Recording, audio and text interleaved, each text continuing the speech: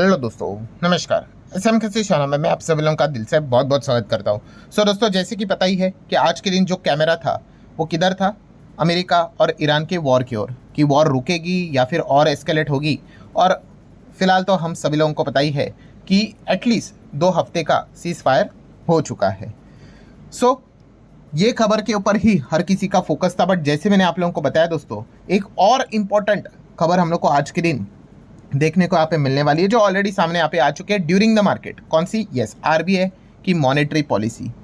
अगर ये जंग को लेकर अगर कोई बातचीत यहाँ पे कोई आज शेड्यूल्ड अगर नहीं होता, तो फिर डेफिनेटली आरबीआई मॉनेटरी पॉलिसी से रिलेटेड ही ज़्यादा बातचीत हम लोग को बाजार में होते हुए देखने को मिल सकती थी।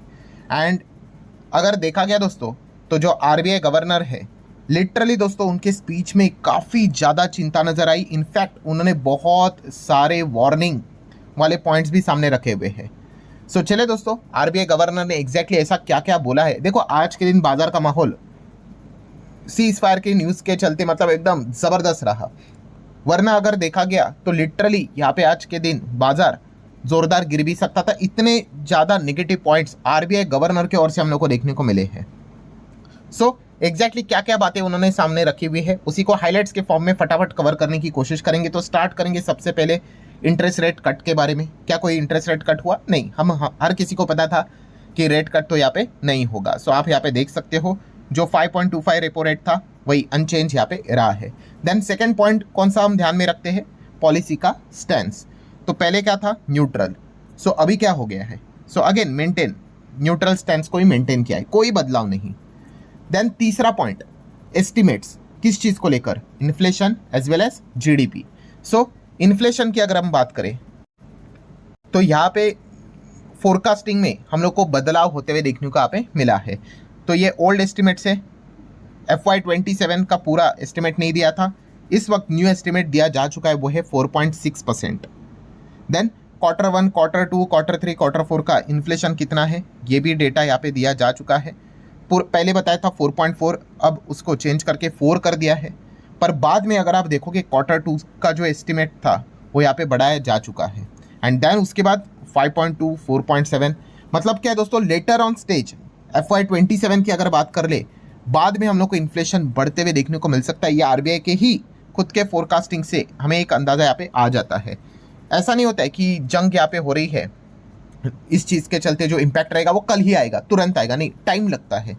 Q2, Q3 ऑनवर्ड्स आप खुद देख सकते हैं आरबीआई गवर्नर ने क्या किया, इन्फ्लेशन की फोरकास्टिंग देखिए 5 के ऊपर भी बताई है। ये क्लियर कट इंडिकेशन दे रहा है कि इसका इम्पैक्ट आने वाले नेक्स्ट 5-6 महीने के बाद हम लोग को देखने को मिल जाएगा। सिमिलर वे जीडीपी की अगर बात कर ले तो आप देख सकते हैं ओवरऑल FY27 का जीडीपी 6.9% तक अनुमान लगाया जा रहा है। पहले 7 के ऊपर रहता था, अब 7 के नीचे देखने को मिल रहा है। देन ओल्ड एस्टिमेट 6.9 Q1 का था, कम करके 6.8 हुआ है। Q2 का 7 बताया तो 6.7 कर दिया है। देन Q3, Q4 में चीज़ें थोड़ी बहुत यहाँ पे अच्छी हो सकती है, ये कुछ पॉइंट उन्होंने सामने रखा है। बट ओवरऑल पॉइंट क्या है, इन्फ्लेशन का जो एस्टिमेट है वो बढ़ा दिया है एंड जीडीपी का जो फोरकास्टिंग है वो घटा दिया है। मतलब ये क्लियर कट समझता है बिकॉज ऑफ वॉर ये दिक्कत यहाँ पे क्रिएट हुई है। देन जैसे अभी मैंने आपको बताया कि सबसे इंपॉर्टेंट जो चीज़ थी वो कौन सी थी, कि आरबीआई गवर्नर की कमेंट्री प्लस प्रेस कॉन्फ्रेंस। जैसे कि अभी मैंने आपको बताया कि आरबीआई गवर्नर ने बहुत बड़ी बड़ी चेतावनी दी है। ठीक है, हम कहेंगे कि सीज फायर हुआ है 14 दिन के लिए, बट वॉर खत्म नहीं हुआ है। एंड अगेन वॉर खत्म भी होता, इसका अर्थ ये नहीं कि सारी चीज़ें खत्म हो गई तो चलो प्रॉब्लम खत्म, नहीं, उनका इम्पैक्ट आने के लिए टाइम लगता है। यही चीज़ आरबीआई गवर्नर के भी स्पीच में देखने को मिली। बहुत सारे 7, 8, 9, 10 पॉइंट उन्होंने वार्निंग वाले यहाँ पे बता के रखे हुए हैं। शेयर बाजार वालों के लिए भी एक चेतावनी हम लोग को देखने को मिली है।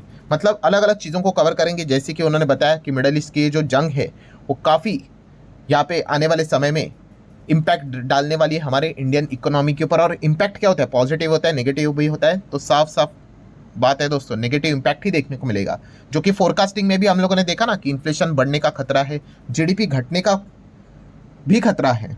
ठीक है, मतलब पहले तो अभी हम लोग यहाँ पे देख रहे थे एकदम गोल्डन पीरियड चल रहा था, एंड फिलहाल वो अब पीरियड हम लोग को हटते हुए देखने को यहाँ पे मिल रहा है। देन ऑयल की बात कर ले, क्रूड ऑयल, अभी हम तो यही कहेंगे अरे क्रूड तो नीचे आ गया सर, 15-16% नीचे आया। अरे बट स्टिल कहाँ तक चला गया था वो? 110 तक, 110, 120 से वहाँ से 90 मतलब भाई बहुत दिक्कत वाली बात है। ये जो क्रूड का जो लेवल है ना, 70 के नीचे आना चाहिए तो जाके चीज़ें ठीक रहती है। 80 90 प्लस है भाई, 95 के करीब है आज भी क्रूड, धीमे धीमे करके नीचे आ सकता है, पर फिर भी इस लेवल का जो क्रूड है वो आने वाले समय में दिक्कत क्रिएट करेगा।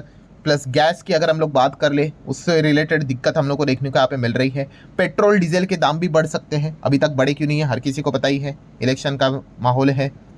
जैसे चीज़ें ख़त्म हो जाएगी उसके बाद कुछ ही हफ्तों में या फिर दिनों में ही पेट्रोल डीजल के दाम शायद से एक दो रुपया भी बढ़ना यहाँ पे स्टार्ट हो सकता है। एंड अगर ऐसा हुआ तो ट्रांसपोर्टेशन महंगा, एंड ट्रांसपोर्टेशन महंगा तो इन्फ्लेशन बहुत ज़्यादा यहाँ पे बढ़ने का खतरा रहेगा। सो ये बात खुद आरबीआई गवर्नर ने यहाँ पे बताया कि आने वाले समय में महंगाई यहाँ पे बढ़ सकती है। सप्लाई चेन डिस्टर्ब होते हुए देखने को मिला है। अगर ये वॉर और एस्केलेट होती है, मैं बार बार कह रहा हूँ दोस्तों, वॉर खत्म नहीं हुई है, सीज फायर है 14 दिन का, अगर कंडीशन इधर उधर थोड़ी सी भी ब्रेक हुई ये वापस शुरू हो जाएंगे। सो सप्लाई चेन की अगर बात करें वो डिस्टर्ब हुई है।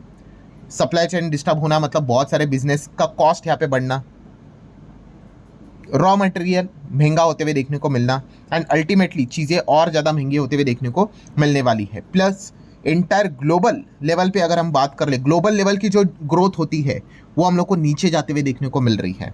एंड जब ग्लोबल लेवल की ग्रोथ नीचे जाएगी तो बहुत सारे लोगों की नौकरियां चली जाती है, पहले जितनी कमाई होती थी वो आधी भी हो सकती है। सो काफ़ी नेगेटिव इम्पैक्ट देखने को मिलेंगे। और इसी चीज़ के चलते जो पैसा हमारे देश में आता था, जिसको हम क्या बोलते हैं रेमिटेंस, बाहर से जो पैसा भेजा जाता था उसमें मिडल ईस्ट का कितना बड़ा रोल था, सो वो काफ़ी हद तक यहाँ पे ख़राब होते हुए देखने को मिलेगा। तो काफ़ी कम पैसा बाहर से आते हुए देखने को मिलेगा, तो इस चीज़ के चलते भी नेगेटिव इम्पैक्ट ही हमारे इकोनॉमी के ऊपर पड़ने वाला है। देन रुपये की हालत क्या है अलग से बताने की ज़रूरत नहीं है, डॉलर कितना मजबूत है। अगेन 95 तक चला गया था, उसको कुछ बचाने के लिए आरबीआई ने कुछ स्टेप्स उठाए थे, 2 बड़े स्टेप्स उठाए थे, मैंने उसके ऊपर वीडियो भी बनाया था। उसको लेकर भी आरबीआई ने बताया है कि खास करके जो फॉरेक्स मार्केट को लेकर जो भी रेस्ट्रिक्शन डाले हैं वोंट रिमेन फॉर एवर, ये लाइफ टाइम ऐसा नहीं चलने वाला है, ठीक है। हम इसको क्या करेंगे, हटाएंगे। जो कैप डाला है उन्होंने नेट ओपन पोजीशंस की अगर बात कर ले $100 मिलियन का, तो वो ऐसा नहीं कि लाइफ टाइम चलेगा, हटाएंगे उसको भी। प्लस उसी के साथ साथ एनडीएफ की बात कर ले, नॉन डिलीवरेबल कॉन्ट्रैक्ट्स की अगर बात करें, रेसिडेंट हो नॉन रेसिडेंट हो सब बैन कर दिया। तो ये ऐसा नहीं कि हमेशा के लिए रहेगा, फिलहाल रुपये को बचाने के लिए उन्होंने ये चीज़ें यहाँ पे की है। सो आने वाले समय में आरबीआई गवर्नर ने बताया कि इन चीज़ों को वो हटाएंगे। सो ये सारे पॉइंट्स हम लोग को देखने को मिल रहे हैं। देन स्टॉक मार्केट की बात कर ले, यस उन्होंने एक शब्द का इस्तेमाल किया जो बाजार को बिल्कुल पसंद नहीं होता है, कौन सा, अनसर्टेनिटी। यस ओवरऑल अगर देखा गया फिलहाल सिचुएशन काफ़ी अनसर्टन है, कभी भी कुछ भी हो सकता है। एंड इस चीज़ के चलते बाजार में जो निवेश करने वाले उन्होंने भी सावधानी यहाँ पे ज़रूर यहाँ पे बरतनी चाहिए। फॉरेन इंस्टीट्यूशनल इन्वेस्टर आप सभी लोगों को पता ही है, इस चीज़ के चलते ऑलरेडी लगातार पैसा निकालते ही जा रहे हैं, क्योंकि गिरता हुआ रुपया उनको काफ़ी नुकसान यहाँ पे देता ही है। प्लस ऐसे डिस्टर्ब वाले माहौल में लोग कहाँ पे चले जाते हैं, सेफ हेवन असेट क्लास को चूज़ करते हैं, चाहे फिर वो एफडी में पैसा रख ले या फिर बॉन्ड में चले जाएं या फिर गोल्ड में चले जाएं, सेफ हेवन असेट क्लास, ठीक है। इस प्रकार की चीज़ों को अगर लोग ज़्यादा मुड़ेंगे, इन्वेस्टर मुड़ेंगे, तो मार्केट के लिए वो एक नेगेटिव पॉइंट क्रिएट यहाँ पे हो जाता है। देन वही चीज़ जैसे अभी मैंने आपको बताया कि राइजिंग बॉन्ड यील्ड, जितना बॉन्ड यील्ड हम लोग को आगे जाते हुए देखने को मिल रहा है, ये मार्केट के लिए, मार्केट और बॉन्ड मार्केट, हमारे equity market and bond market हमेशा अपोजिट मतलब फाइट यहाँ पे होते हुए देखने को मिल जाते हैं। पैसा इधर से जाता है उधर इन्वेस्ट होता है, उधर से निकल कर इधर इन्वेस्ट होता है, इस प्रकार की चीज़ें देखने को मिल जाती है। देन एक और बहुत बड़ी रिस्क भविष्य में हमें देखने को मिल सकती है, जैसे कि बोरोइंग कॉस्ट बढ़ सकता है। बोरोइंग कॉस्ट बढ़ना मतलब क्या, यस इंटरेस्ट रेट भी बढ़ सकता है भविष्य में। सो ये कब हो सकता है, अगर ग्लोबल लेवल पे जो सेंट्रल बैंक है अगर उन्होंने इंटरेस्ट रेट बढ़ाना स्टार्ट किया, तो नो डाउट हमारी सेंट्रल बैंक को, आरबीआई को भी उन चीज़ों के साथ ही चलना पड़ता है, तो हमें भी रेट बढ़ाने यहाँ पे पड़ सकते हैं। सो अगर रेट बढ़ना मतलब क्या, लोन महंगा होना, लोन महंगा होगा तो ऑटोमेटिकली कंपनियां कम कैपेक्स करेगी, कम एक्सपांशन होगा, कम जॉब क्रिएट होंगे। सो ये सारी दिक्कतें हम लोग को देखने को मिल सकते हैं आने वाले समय में, ये पॉइंट्स भी उन्होंने सामने रखे हुए हैं। सो मतलब हम कह सकते हैं मैक्सिमम आप अंदाज़ा लगा सकते हो नेगेटिव ही पॉइंट्स हम लोग को देखने को मिले, बिकॉज सिचुएशन ही वैसी है। बाकी कुछ अदर पॉइंट्स भी थे लाइक एचडीएफसी बैंक में इतना बड़ा क्योस यहाँ पे हुआ था, तो उसके बारे में क्या, तो उन्होंने अगेन वही बताया कि कोई मटेरियल कंसर्न अभी तक तो फाउंड यहाँ पे नहीं हुआ है, कोई चिंता की बात यहाँ पे है नहीं। प्लस बहुत सारे बैंकिंग में भी एफडी रिलेटेड अलग अलग फ्रॉड्स देखने को मिले, तो उन्होंने बताया कि बाकी सारी चीज़ें मतलब ठीक है, सेफ है, स्ट्रांग है, इंटायर बैंकिंग सिस्टम में अगर देखा गया कोई दिक्कत यहाँ पे है नहीं, तो ये भी चीज़ उन्होंने फिलहाल तो सामने यहाँ पे रखी हुई है। सो ठीक है दोस्तों, आरबीआई गवर्नर ने क्या क्या बातें सामने यहाँ पे रखी हुई है वो आसान भाषा में मैंने आप लोगों के सामने रखी हुई है, ठीक है। एंड जैसे अभी मैंने आपको बताया कि चेतावनी भी उन्होंने देके रखी हुई है, क्योंकि ये जो भी चीज़ें अभी हुई है उसका इम्पैक्ट हम लोग को लेटर ऑन स्टेज पे देखने को मिलेगा, ठीक है। और अगर ऐसे ही अगर ये चीज़ अगर सच हो जाती है तो रेट कट के चांसेस भी काफ़ी कम हो जाएंगे, ठीक है। रेट कट तो अभी अगले 2 3 4 5 जितने भी मतलब मीटिंग्स है भाई, वो भूल ही जाना ठीक रहेगा, ठीक है। सो ये फिलहाल तो सिचुएशन देखने को मिल रही है। सो आशा करता हूं दोस्तों जितना हो सके आसान भाषा में सारी चीज़ें मैंने आपके सामने रखी है। वीडियो हेल्पफुल लगा होगा, आप चाहो तो इसको लाइक एंड शेयर कर सकते हो। मिलते हैं नेक्स्ट वीडियो में, तब तक के लिए बाय बाय।